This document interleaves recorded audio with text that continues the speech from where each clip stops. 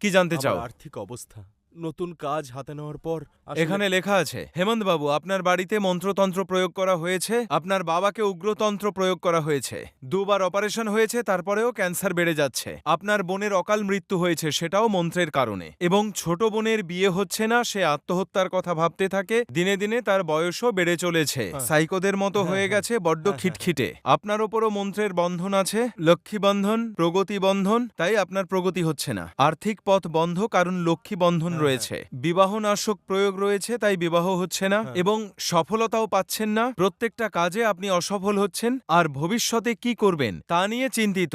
আর কুলদেবী দেবতার কৃপা নেই। কুলদেবতার বিষয়ে অতটা জ্ঞান নেই আমার।